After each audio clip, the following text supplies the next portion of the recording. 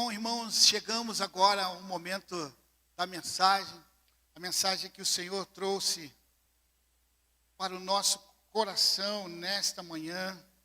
Queria dividir com vocês essa experiência, né? Como eu sempre digo, Deus primeiro fala com o pregador. Depois que ele fala ao pregador, ele transmite através, coloca esse servo do Senhor, o pastor, o pregador, como aquele que vai ser o responsável em levar, né, a palavra do Senhor para a igreja. E sempre é uma grande responsabilidade. Eu sempre digo isso para vocês, quando eu venho para cá para pregar, é uma responsabilidade grande. Sabe, eu fico com muita, adrenalina lá nas alturas, porque eu sei que é uma responsabilidade você conduzir a igreja a uma palavra. E não foi diferente nesses dias, quando eu estava a preparar essa mensagem. A gente está indo aqui, vivendo, é um momento importante, como foi um tema desafiador para nós o ano passado, ser um crente contagiante. O Senhor agora nos traz um outro tema, a busca, a intimidade com o céu. É muito mais ainda desafiante do que foi do ano passado. Sabe o que você viver, sabe, ali o ano inteiro, lembrando. Aliás, quem ainda não pegou aí o imã de geladeira, pode pegar lá com a Mari, ou lá com os nossos irmãos da integração, com a recepção. Quem não estava aqui, estava viajando. E a gente preferiu colocar, não chaveiro, né? Algumas igrejas fizeram chaveiro, mas a gente entendeu que lá na geladeira, quando você for abrir a geladeira para beber uma água, para comer alguma coisa, ou até mesmo para fazer um ataque na madrugada, ali, né? Você vai estar de cara com a intimidade com o céu. Porque sem pão da terra, não é o contrário, não?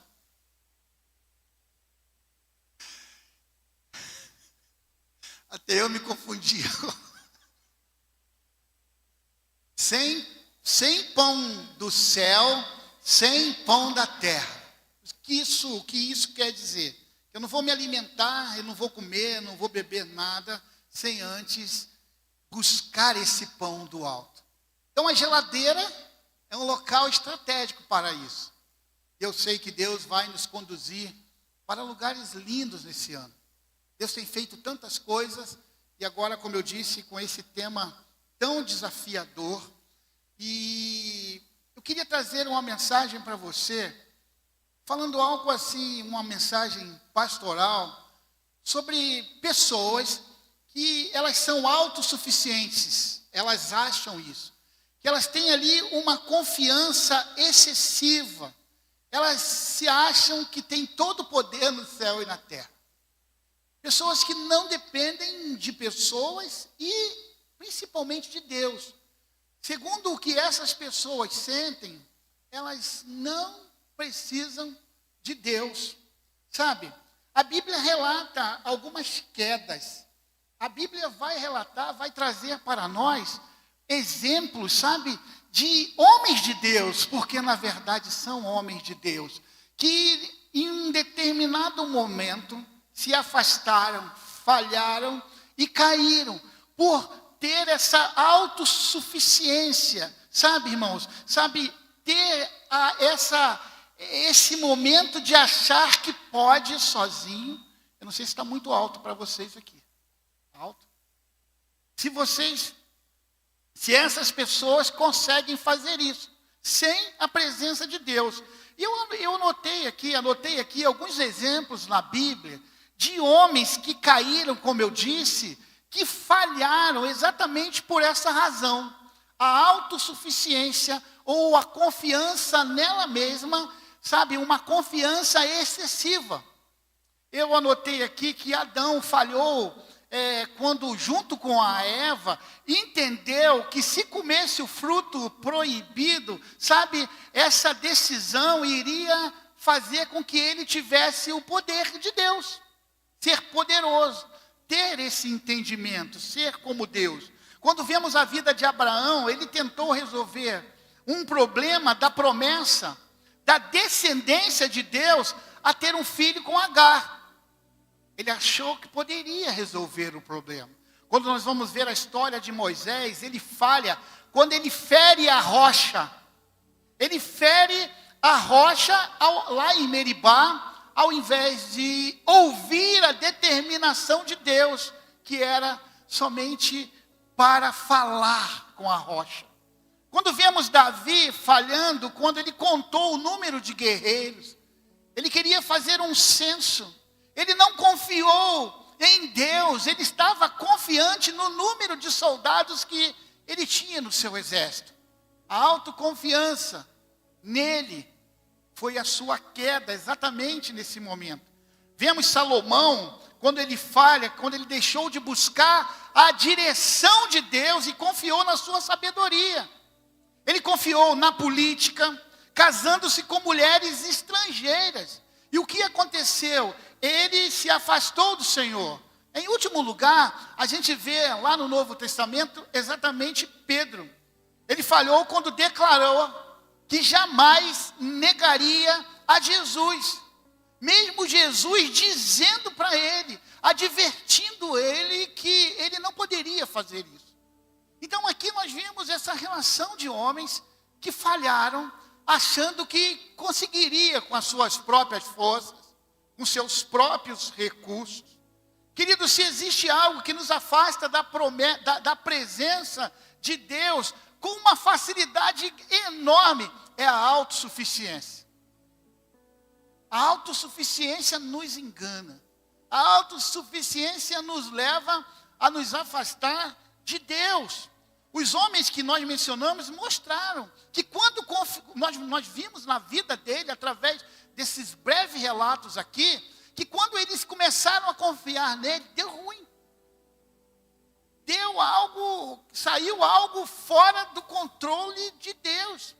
Eles desobedeceram. O orgulho e o fracasso. Hoje eu estou aqui, nesta manhã, para a gente aprender algo. Sabe, de reconhecer sempre que se não for o Senhor conosco, nós vamos cair e nós vamos falhar. Eu quero ler com vocês, nesta manhã, o livro de Josué, do capítulo de número 7. Quero ler esse capítulo com vocês, para que ao final deste capítulo, a gente possa compreender aquilo que os nossos irmãos lá no passado fizeram, que deu errado, para que nós hoje não façamos a mesma coisa.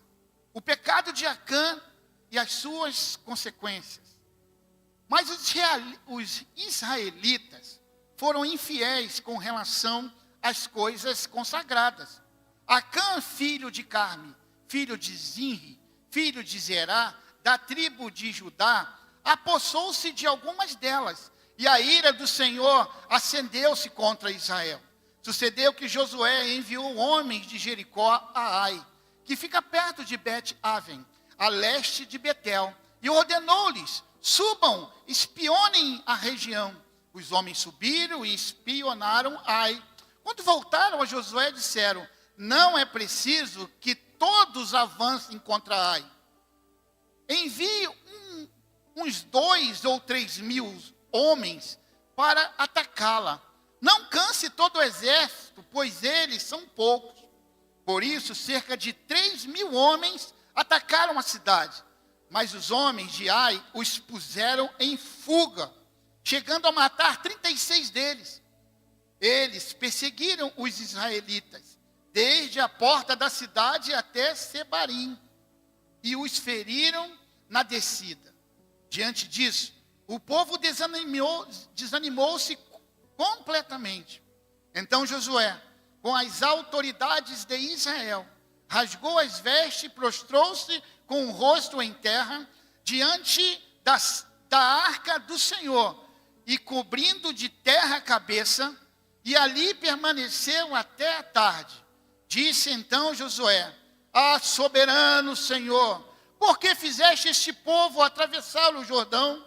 Foi para nos entregar nas mãos dos amorreus e nos destruir?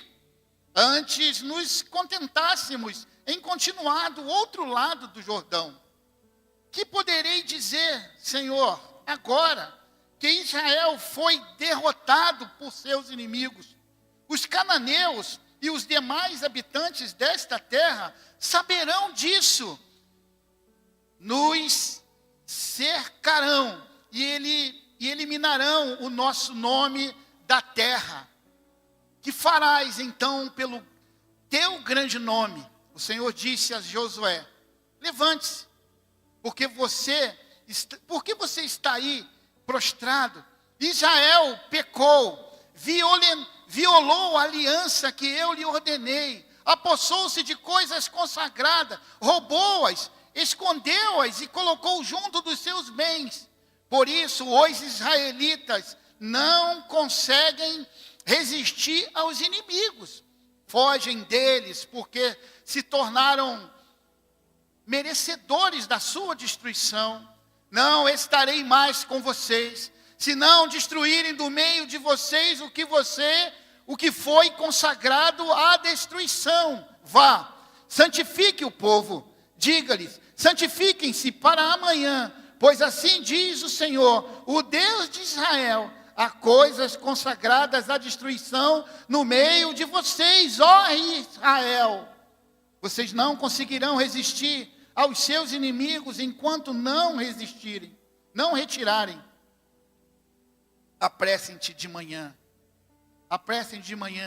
uma tribo de cada vez. A tribo que o Senhor escolher virá à frente, um clã de cada vez. O clã que o Senhor escolher virá à frente, uma família de cada vez. E a família que o Senhor escolher virá à frente, um homem de cada vez. Aquele que for pego com as coisas consagradas será queimado no fogo com tudo o que lhes pertence.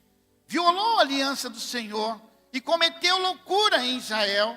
Na manhã seguinte, Josué mandou os israelitas vierem à frente segundo as suas tribos. E a de Judá foi a escolhida. Os clãs de Judá vieram à frente e ele escolheu os zeraitas. Fez o clã dos zeraitas vir à frente.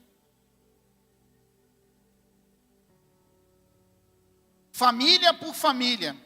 E o escolhido foi Zinri. Josué fez a família de Zinri vir à frente, homem por homem. E Acã, filho de Carme, filho de Zinri, filho de Zerá, da tribo de Judá, foi escolhido. Então Josué disse a Acã: meu filho, para a glória do Senhor, o Deus de Israel, diga a verdade, conte-me o que você fez, não me esconda nada. Acã respondeu: é verdade que pequei contra o Senhor, o Deus de Israel. O que fiz foi o seguinte: quando vi entre os despojos uma bela capa feita na Babilônia, 2,4 kg de prata e uma barra de ouro de 600 gramas, eu cobicei e me apossei deles. Então, estão escondidos no chão da minha tenda, com a prata por baixo. Josué enviou alguns homens que correram até a tenda de Acã. Lá estavam escondidas, com a prata por baixo. Retiraram-na da tenda e levaram a Josué e a todos os israelitas e os puseram perante o Senhor. Então Josué, junto com todo Israel, levou Acã, bisneto de Zerá, e a prata, e a capa, a barra de ouro, seus filhos e filhas, seus bois, seus jumentos, suas ovelhas, sua tenda, e tudo que lhe pertencia, ao vale de Acor.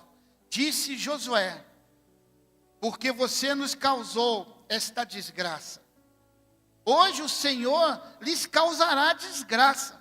E todo Israel o apedrejou. Depois apedrejou também os seus, e queimou tudo, e todos eles no fogo. Sobre Acã, ergueram um grande monte de pedra, que existe até hoje. Então o Senhor se afastou do fogo da sua ira. Por isso, foi dado àquele lugar o nome de Vale de Jacó, nome que permanece até os dias de hoje. Pai, fale ao nosso coração nessa manhã. Tire qualquer obstáculo, Senhor, para que aquilo que o Senhor quer falar a essa igreja possa entrar no nosso coração e produzir frutos para a honra e glória do Teu santo nome. Eu oro assim, Senhor, em nome de Jesus. Amém. Após uma leitura extensa, mas era necessário, eu queria agora apresentar o tema da mensagem nesta manhã. Quando a vitória testa o caráter. Quando a vitória testa o caráter. Existem 3 frases muito conhecidas quando diz respeito a caráter. Existem várias, mas eu entendi que essas, para mim, foram as mais impactantes. A primeira, de John Wooden, que diz: o caráter é aquilo que você é quando ninguém está olhando. A segunda frase, de Abraham Lincoln, diz: caráter é como uma árvore, e a reputação como sua sombra. A sombra é o que pensamos dela, e a árvore é a coisa real. E agora James Allen escreve: as circunstâncias não fazem o homem, elas apenas os revelam a si mesmo. A mensagem que o pastor Josué trouxe aqui para a igreja, para todas as igrejas Atitude, se você quiser assistir, você pode ir lá na Atitude TV, e você vai ter acesso a esta palavra. Uma palavra muito impactante, que eu confesso aos irmãos, que ficou ecoando, ainda ecoa no meu coração até hoje. Eu fiquei com aquela mensagem, sabe assim, na minha mente, quando ele ali trouxe, através de Josué, no capítulo 3, uma vitória, sabe, maravilhosa que o povo de Israel teve, quando ele destruiu ali as muralhas de Jericó. Queridos, na primeira semana de janeiro, ali no dia 3 aproximadamente, eu vim aqui para a igreja, alguns irmãos, os líderes sabiam, e eu fiquei aqui na igreja por 2 dias e 1 noite. Eu fiquei lá no meu gabinete e seguindo uma orientação de Deus, orar e jejuar. Eu fiquei ali meditando e recebendo, como eu disse, orientações de Deus e como nós, como igreja, iríamos caminhar no ano de 2025. Foi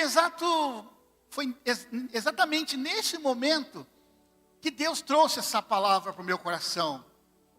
Porque quando a gente olha o que aconteceu lá no capítulo 6 de Josué, a gente percebe nessa transição para o capítulo 7, algo incrível, de uma forma negativa. E é por isso que nesta manhã eu quero trazer essa palavra ao seu coração. Essa transição, que eu disse, vemos um contraste, eu posso até dizer dramático, entre a vitória e a derrota. É exatamente isso que nós vemos aqui. Quando a gente lê os 2 capítulos e compara, isso traz essas verdades espirituais profundas, para que nem eu e nem você possa cair nesta mesma situação e seguir adiante. Porque é importante que em cada vitória nós venhamos a aprender ainda mais e não se contentar, não deixar que essa autossuficiência venha nos abater, trazer o nosso coração: caramba, eu sou o cara. Não. Em cada vitória que eu e você alcançamos, nós precisamos exaltar o nome de Deus, porque nem eu e nem você temos capacidade, se não vier do céu. Mas foi exatamente o que aconteceu aqui. Eu vou tentar trazer aqui um breve resumo do capítulo 6. A grande vitória de Josué, mediante a uma obediência minuciosa do povo de Deus. O Senhor tinha dado essa instrução para Josué, que eles precisavam fazer algumas coisas importantes até que aquele muro pudesse cair.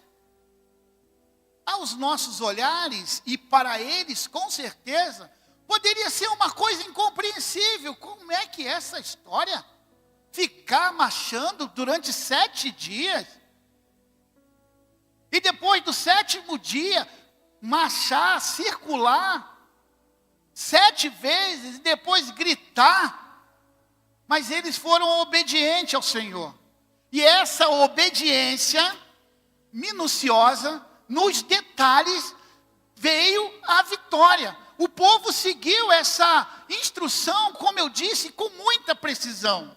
Quando lemos em Josué, no capítulo 6, do versículo 18 a 19, vamos ver essa determinação de Deus sobre a consagração do espólio. O que é espólio? É o que sobra de quem morreu.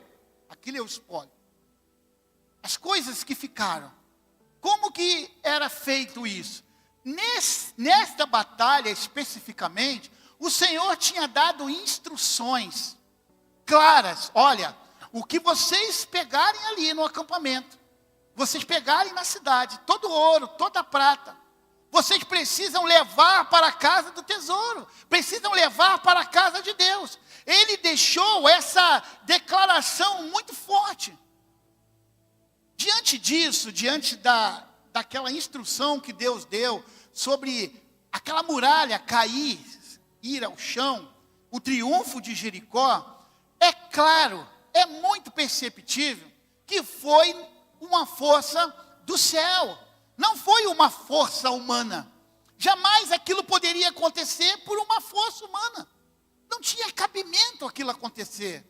E é mais uma evidência do que a mão do Senhor estava sobre o povo de Israel, sobre hoje, sobre a tua vida, sobre a vida dessa igreja. Se nós ouvirmos a voz de Deus, obedecer a voz do Senhor, não de forma de qualquer jeito, mas nos detalhes. Quando a gente volta agora para o capítulo 7, esse capítulo longo, irmãos, você vai ter que ler a Bíblia durante a semana, tá? Fala, poxa, eu li tanto na igreja que eu não vou ler. Você vai ler de novo semana. Quando a gente vem aqui agora para o capítulo 7, vimos a derrota em Ai, o pecado de Acã, a vitória linda, maravilhosa no capítulo 6, e agora uma derrota feia. Após a vitória, Acã desobedeceu a Deus e tomou para si objetos sagrados. Além de ele pegar os objetos ali, a prata, o ouro, ele levou para a sua tenda. Ele pegou o roubo, pegou objetos que foram tirados fora, porque Deus tinha falado para não fazer. Ele leva para a casa dele.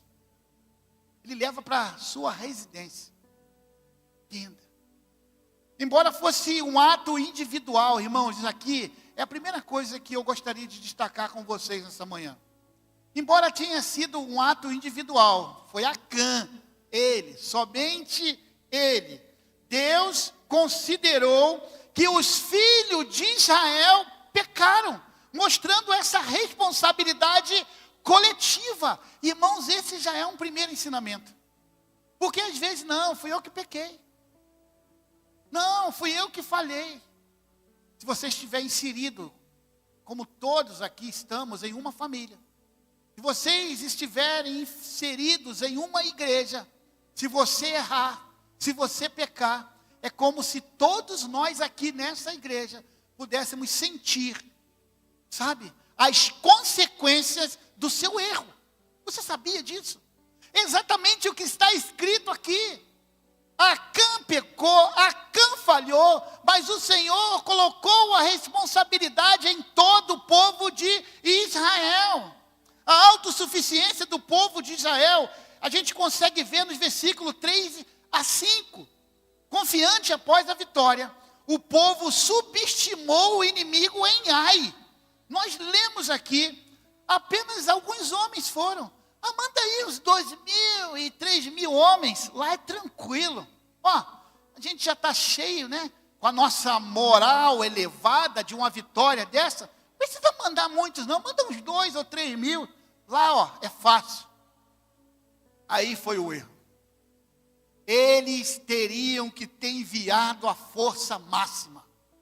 Eles teriam que mandar as divisões, as brigadas, um comando inteiro para destruir o inimigo. Mas eles acharam que com aquela quantidade era suficiente. O que aconteceu? Morreram 36 pessoas por causa da falta de responsabilidade, pela autossuficiência, achando que poderiam vencer. Queridos, quando nós lemos aqui no versículo 6 a 9, vamos ver agora a resposta sobre esse acontecimento. Josué reúne os líderes e vão em oração buscar a orientação daquilo que Deus precisava agora falar, para que eles pudessem colocar isso em prática, para que aquele mal, que aquela maldição da derrota, ela não persistisse, porque era isso que iria acontecer. Enquanto o pecado não fosse resolvido, enquanto aquela situação não fosse resolvida, se não houvesse arrependimento, o pecado continuaria, e a derrota também continuaria. Eles não conseguiriam ter vitória, se aquele problema do pecado não fosse resolvido. Graças a Deus, eles atenderam e entenderam que o pecado estava lá no acampamento. O pecado estava lá na igreja deles. Estava lá. Mas eles não sabiam de quem era a culpa. Quem era o culpado? Lembra a história de Jonas, né? Que o mar começou a ficar revolto, eles não sabiam aonde. Tinha alguém ali, ele não sabia quem era o responsável. Depois descobriram que era o miserável do Jonas, que estava ali. Quando lemos agora do versículo de 10 em diante, vamos ver agora o julgamento de Deus e a purificação de Deus sobre esse fato. Acã foi identificado como culpado, confessou seu pecado e ele foi punido sozinho. Quem levou a culpa junto? Família. Isso é forte, hein, irmão? Meu Deus, ele falhou, ele errou, mas a família toda foi responsável. E as consequências desse pecado dele atingiu toda a família. Isso traz um ensinamento para nós muito importante nessa manhã. A gente precisa ter cuidado com isso. Não, está tranquilo, só eu que vou fazer isso errado. Não, querido. Se você pecar, a sua família, ela vai sofrer as consequências. Ouça isso com muita atenção. Quais lições práticas podemos tirar deste relato? De tudo o que aconteceu aqui em Josué no capítulo 7. A primeira coisa é que o pecado afeta não apenas o pecador, mas as pessoas que estão ao redor. Foi aquilo que eu acabei de dizer. O pecado de Acã não foi apenas um problema pessoal. Não, ele trouxe derrota, sofrimento e vergonha para o povo de Israel. Queridos, a nossa desobediência a Deus pode impactar a nossa família. A nossa desobediência a Deus pode impactar a nossa igreja. Isso nos lembra a responsabilidade coletiva em saber que somos parte de um corpo. Eu já disse aqui para vocês uma vez, e algumas vezes talvez, lá no quartel onde eu corporei, servi por muitos anos, primeiro batalhão de guarda do Rio de Janeiro, tinha um espelho enorme. Eu não sei como é nas outras forças, mas no exército chama-se Corpo da Guarda. E sempre olhava aquele espelho, e em cima do espelho tinha uma frase escrita assim: você é o exército. Todo mundo que passava por ali olhava o espelho. E demorou muitos anos, eu precisei fazer um curso lá na França para entender. Eu passava, olhava por muito tempo, até que eu entendi. Aquele espelho refletia quem eu era. Eu olhava para aquele espelho, na época eu tinha mais cabelo, claro, mas estava cortado. Se minha boina estava, certinha. Se meu cinto estava... Na época, soldado e cabo ia para casa fardado, sabe? Eu era da época de Caxias, agora não dá mais não, ainda mais do Rio de Janeiro. Aqui eu vejo gente fardada, eu falei, cara, que saudade, no Rio não dá não. E aí, eu olhava meu coturno, olhava meu cinto, olhava a camisa. Por quê? Quando eu saísse daquele corpo da guarda e fosse para casa, pegasse a condução, a rua, eu estava representando quem? O exército. Eu não era um soldado. Eu estava representando o exército brasileiro. Irmão, se o exército pensa assim, se as empresas pensam assim, por que nós, como servos do Senhor, também não pensamos assim? Porque a palavra do Senhor em 2 Coríntios 5:20 diz que nós somos embaixadores de Cristo. O embaixador, ele representa o seu reino na corte de outro. Aonde o Claudir andar, fala o teu nome aí também. Você vai estar representando Cristo. Vai estar representando o reino. Irmãos, isso é muito importante. Uma atitude corrupta em um ambiente de trabalho pode afetar o testemunho de uma comunidade toda. Quem aqui nunca ouviu essa frase? É da igreja. Ele diz que é da igreja. Pô, mas ele vacilou, e ele diz que é da igreja. A primeira coisa, eles vão dizer que é da igreja. Eles nem falam que é de Deus, é da igreja. Às vezes são coisas pequenas, irmãos, que a gente, sabe, tranquilo, isso aqui não vai ter problema não.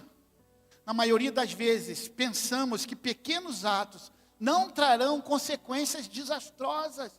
A gente tem uma avaliação, sabe? Não, isso aqui é tranquilo, tranquilo. É só uma caneta que eu estou pegando aqui da empresa. É só uma resma aqui que eu estou levando. Isso aqui é tranquilo, é tranquilo. É só uma olhadinha rápida aqui nesse site. É rapidinho. O que tem, cara? É algo tranquilo. A palavra do Senhor diz em Gálatas 6, no capítulo 6, no versículo 7. Não vos enganeis, de Deus não se zomba. Aquilo que o homem semear, isto ele também colherá. Em segundo lugar, a obediência parcial não é obediência. A obediência parcial não é obediência. O que isso quer dizer? Acã desobedeceu às ordens de Deus ao pegar objetos que eram consagrados, pensando que era algo pequeno e insignificante. Ah, mas só essa joia, tinha tanta lá, eles não vão nem sentir a falta. A obediência parcial é uma forma de desobediência. Deus quer que sigamos completamente as suas instruções, toda ela, não apenas o que nos parece conveniente. Alguém pode ser fiel em frequentar uma igreja e negligenciar princípio de honestidade no trabalho e no amor ao próximo. Vou desenhar, ou melhor, vou explicar. Você pode estar na igreja, você pode estar numa célula, você pode estar servindo em um ministério da igreja, mas isso não quer dizer que você tem sido fiel aos ensinamentos do Senhor. Talvez você esteja só fazendo para marcar tabela lá, para pontuar. O relacionamento com Deus é algo muito diferente. Deus olha o teu coração. Alguém pode ser fiel em frequentar a igreja, mas negligenciar os princípios, como a honestidade. Lucas 6,46 diz: por que vocês me chamam Senhor, Senhor, e não fazem o que eu digo? Em terceiro lugar, Deus exige santidade e confissão para restaurar a comunhão. Há necessário nessa busca, sabe, a santidade e a confissão. É através da confissão dos pecados que nós recebemos o perdão diretamente vindo de Deus. Israel só voltou a experimentar a vitória depois que o pecado foi confessado, tratado de acordo com a orientação de Deus. Irmãos, a gente olhar o que Deus fez, mandou fazer. Deus é bom, Deus é maravilhoso, mas Ele é justo. Aquela família foi toda dizimada, apedrejada, depois mortos, todos eles mortos, através de um fogo, de incêndio, elas foram queimadas. Assim como lemos aqui em Josué, no capítulo 7, a nossa comunhão com Deus, ela é interrompida pelo pecado. Precisamos confessar, precisamos nos arrepender e buscar a restauração. É por isso que essa mensagem faz sentido depois de uma grande vitória. Depois de uma grande vitória, agora Deus está nos chamando para isso.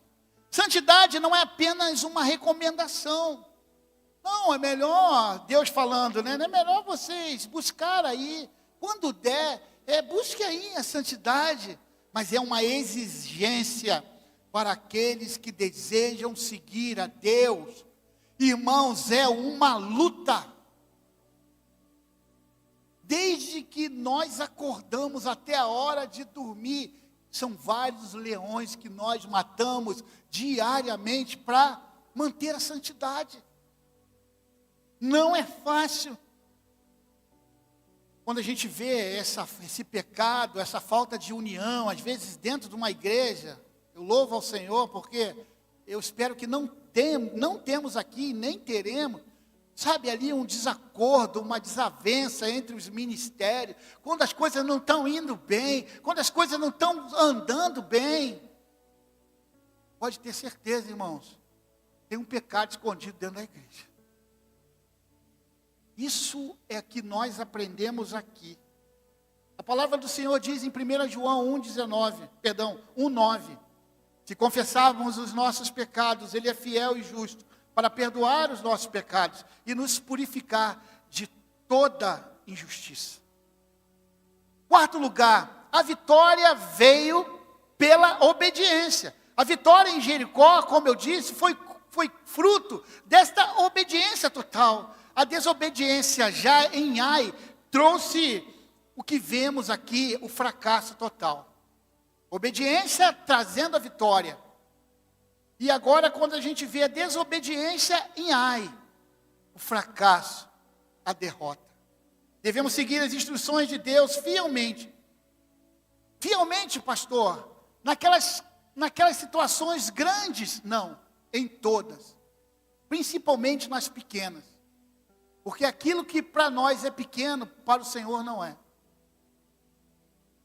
Em quinto lugar, o perigo do orgulho e da autossuficiência. Após essa vitória, o povo de Deus, ele se tornou muito confiante.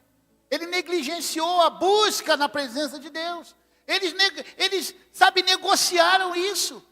Antes de atacar Ai, eles precisavam ouvir o que Deus tinha em mente, para que eles pudessem fazer na hora daquela batalha. Mas a autossuficiência conduziu aquele povo. A dependência de Deus deve ser constante, seja em grandes batalhas, ou seja em pequenas batalhas. A palavra que eu quero te dar hoje também é essa.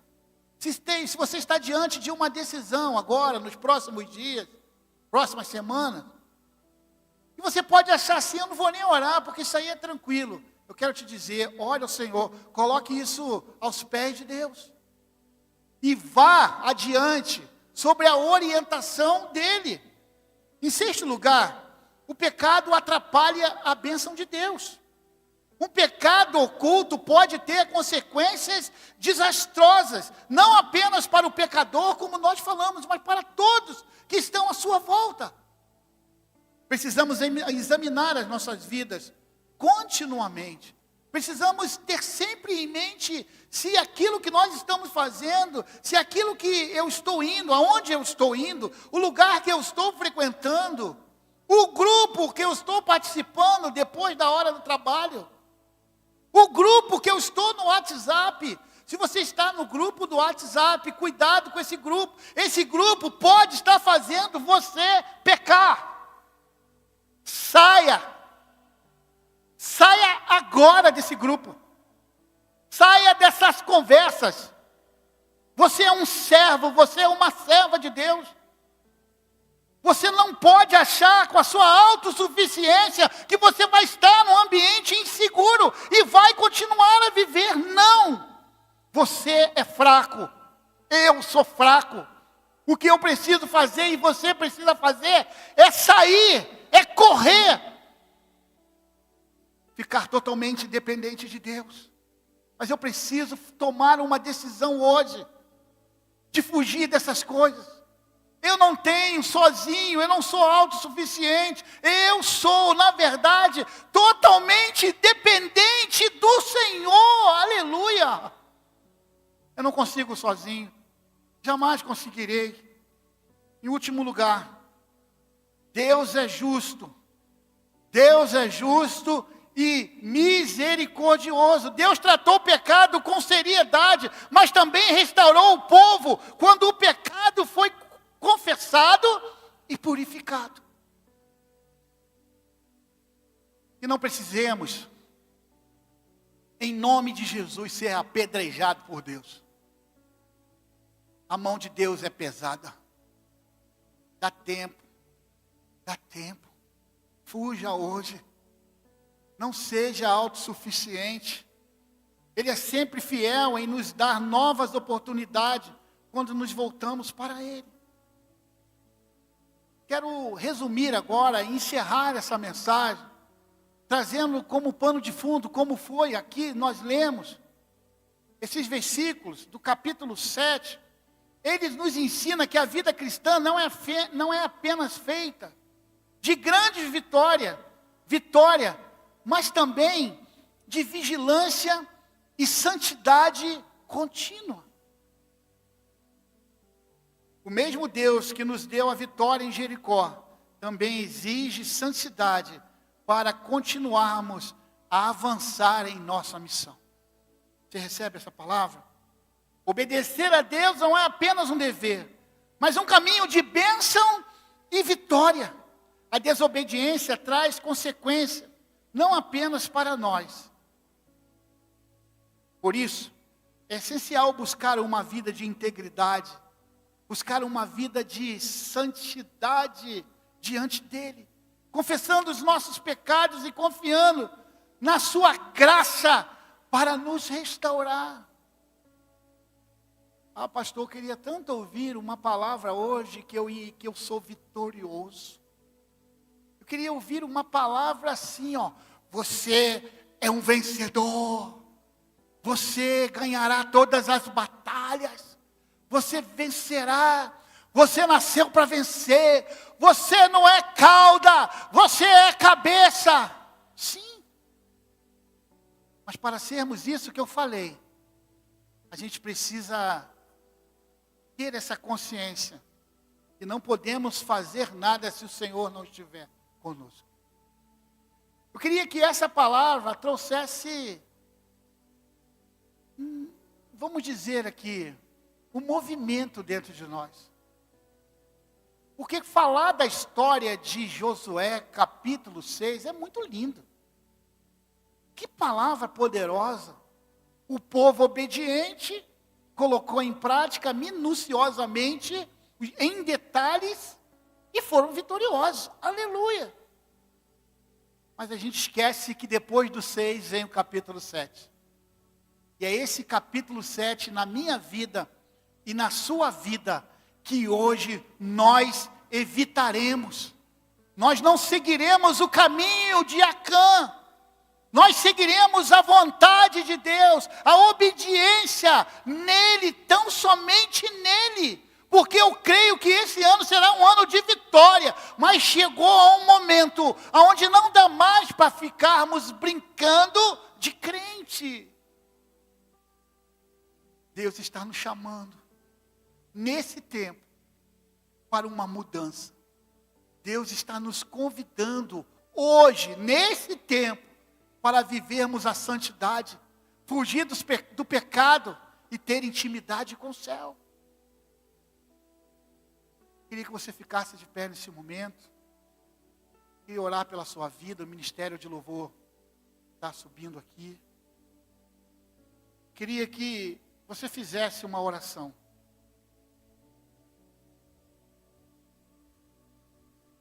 A sua oração será no sentido de que aquilo que aconteceu no capítulo 7 de Josué não aconteça comigo, não aconteça com você. A sua oração é: eu não quero pecar, Senhor, me livre das tentações desse tempo, que são muitas. Senhor, eu não quero que a minha família receba essa consequência de algo que eu cometi. Por favor, Senhor, essa é a oração. Preserve a minha vida. Preserve a minha família. Ore nesse sentido. Pedindo livramento. Pedindo, Senhor, venha desviar os seus olhares, os nossos olhares, do ouro, da prata, do pecado. Porque Deus, neste caso específico, Ele disse que não era para pegar nem ouro nem prata. Acã escondeu o pecado dentro da sua casa. Acã levou o pecado para dentro do seu lar. Peço ao Senhor que venha nos livrar de todo o pecado, todo o mal, e que vivamos em santidade, em nome de Jesus.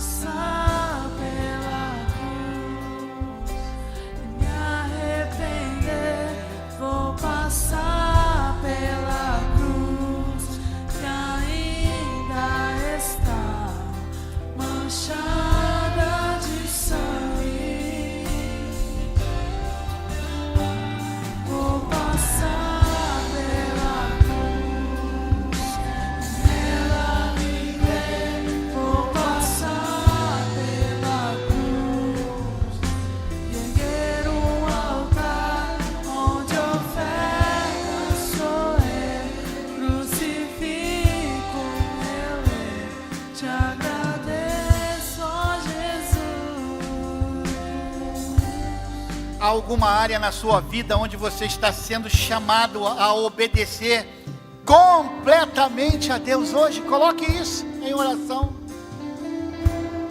Talvez você entrou aqui precisando fazer uma oração de entrega total, de um compromisso leal, real e fiel, que você buscará o céu, a intimidade com o céu em 2025. E hoje você está jogando fora tudo o que pertencia a você e está trazendo para dentro de você, para dentro da sua casa, a presença de Deus. Traga a presença de Deus para a sua casa, em nome de Jesus. Será que você que está aqui ainda não fez uma declaração entregando a sua vida ao Senhor? O que falta? A igreja está de cabeça baixa orando, nesse momento tão importante. Eu quero fazer um convite para você que está aqui. Pastor, eu ainda não entreguei a minha vida totalmente ao Senhor. Então repita comigo essa breve oração. Senhor Jesus, nesta manhã eu entendi que eu preciso me consagrar mais a Ti. Por isso eu quero entregar minha vida a Ti. Eu peço perdão pelos meus pecados. E eu Te aceito como meu Senhor e como meu Salvador. E eu oro assim, em nome de Jesus. Em nome de Jesus. Amém. A igreja está orando de cabeça baixa. Você orou comigo? Você repetiu essa oração comigo? Levanta sua mão, e abaixa, eu quero orar por você. Alguém aqui orou comigo, fez essa oração? Levante sua mão e abaixe em seguida. Eu quero orar por você. Talvez você esteja desviado do aprisco do Senhor e hoje você quer voltar a fazer parte da família de Deus. Levanta sua mão dizendo assim: eu me reconcilio hoje, em nome de Jesus. Alguém aqui nessa manhã? Amém. Pai, continue a falar ao nosso, continue, Senhor, a ministrar o nosso coração, que ao sairmos deste lugar, deste tempo, a Tua presença possa estar conosco. Quando a Sua presença está conosco, sentimos tão forte, Senhor, que não temos tempo nem de olhar para aquilo que não era para ser olhado, nem pegar aquilo que era para ser tocado.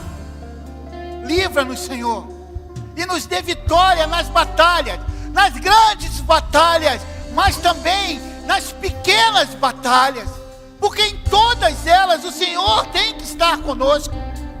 Nós chamamos a Tua presença agora, para estar conosco neste ano. Nos ajude, Senhor, que essa semana, meu Pai, seja uma semana de vitória. Muito obrigado. Nós oramos em nome de Jesus Cristo. Amém.